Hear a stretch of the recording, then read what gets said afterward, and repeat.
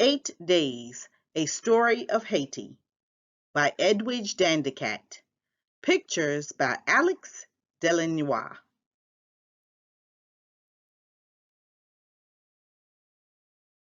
When I was pulled from under my house 8 days after the earthquake, my family was there waiting. The following day, everyone asked me, "Were you afraid? Were you sad? Did you cry?" I was brave, I told them. But when the earth shook again and again, I was afraid. And sometimes I cried. I cried because I missed Mama and Papa and my little sister Justine. But in my mind, I played. On the first day, I flew my kite, and my best friend Oscar, who was with me when my house fell, flew his kite too. It was a windy day, and our kites went high up into the sky. Later, Oscar and I started a game of marbles. We invited all the kids in our neighborhood to play with us.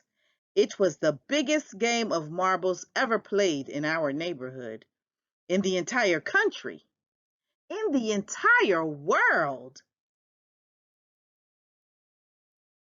On the second day, Oscar and I played hide and seek. We hid in a dark, dusty corner of the house, and not only did Mama and Justine come looking for us, but Papa did too. When they came close to finding us, Oscar and I popped up and yelled, "À la rive!" Surprise!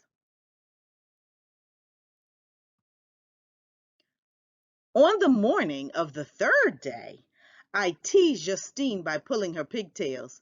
She ran into the house where Mama was using bright red polish on her toenails.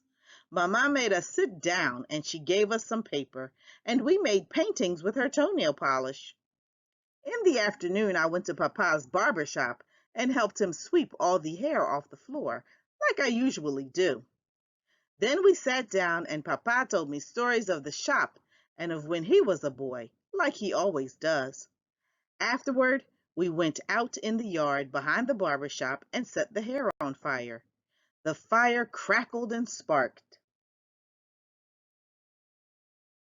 On the fourth day, Justine and I were at rehearsal for the Sainte Trinité Children's Choir, and I sang too loud. Peboyer, our choir master, asked, "Junior, are you trying to get that solo again?" I smiled and sang louder. And I did get my solo, and it was the best solo ever sung in the church, in the entire country, in the entire world.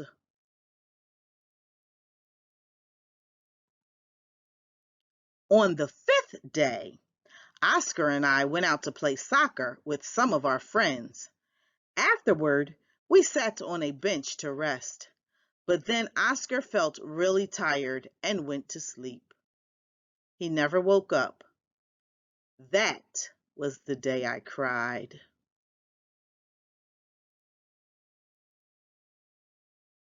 On the sixth day, I went to the countryside with my sister, like we do every summer. A warm rain fell, and we went outside and jumped in all the puddles. We got soaking wet and muddy.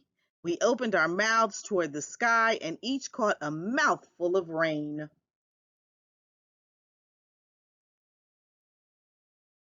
On the seventh day, Justine and I rode our bicycles around the statue of the conch blowing maroon on the Champ de Mars Plaza, across from the presidential palace.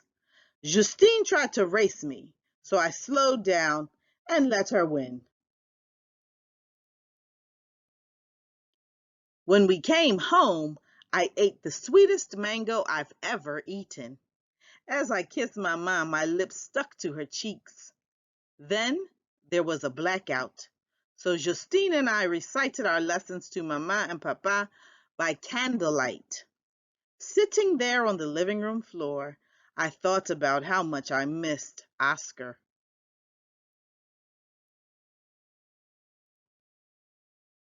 On the eighth day.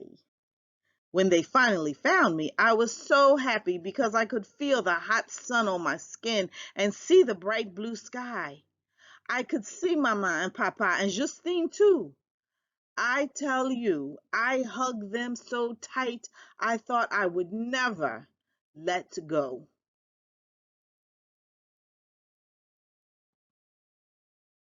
A note from the author. They are everywhere, Haiti's precious and beautiful children. You see them on rooftops, where there are rooftops, flying kites. You see them gathered in small groups on the ground, where the ground is not muddy, playing marbles. You see them link hands and run in a circle while singing the song associated with the Wan, the Haitian equivalent of Ring Around the Rosie. You see them fight for a turn at jumping rope. You see them twirl a bicycle wheel with a bent rope hanger. And in that act, you can see the dream of one day actually driving the rest of the bike, or a motorcycle, a car, or an airplane. The earthquake on January 12, 2010 dramatically changed their lives. Many watched loved ones die. Others, like Junior, were stuck in the rubble of their homes and were rescued several days later. Yet, in spite of everything, Haiti's children still dream. They laugh, they live, they love. I was at a supermarket in Miami with my two young daughters, Mira and Layla, when a friend called to tell me that there had been an earthquake in Haiti. I immediately began to worry about my friends and family members who live there. Nearly half of Haiti's population is under 15, so a lot of the people I was worried about were children. I was also thinking about children outside of Haiti who were fearful for loved ones. My 5-year-old daughter, Mira, for example, was very concerned about her paternal grandmother. Is Grandma Isa under a house? She kept asking my husband and me. Grandma Isa was thankfully okay, but Mira continued to worry about others who might be trapped under their houses. So I carefully told her about a few people, among them some children, who had been miraculously rescued. And in that process, this story was born. When I returned to Haiti after the earthquake, Grandma Issa's Port-au-Prince neighbor, a 94-year-old former school teacher whom we call Mommy, grabbed both my hands and said, "Thank God your children knew Haiti before all of this." Mira has been to Haiti each of her 5 years, and her younger sister Layla was there the previous Easter when she was 3 months old. I know they will not remember Haiti the way I remember it, but hopefully Alix Delinois' wonderful painting, Merci, Alix, will bring some of it back. I would like to thank Ken Geist, the editor of this book, who called to see how our family was doing the morning after I wrote this story.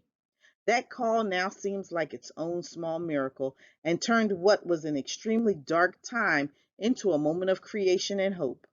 I would also like to thank my daughters who remind me every single day that when you look into the eyes of any child, you are looking at more possibility than words can ever express. Edwidge, Danticat.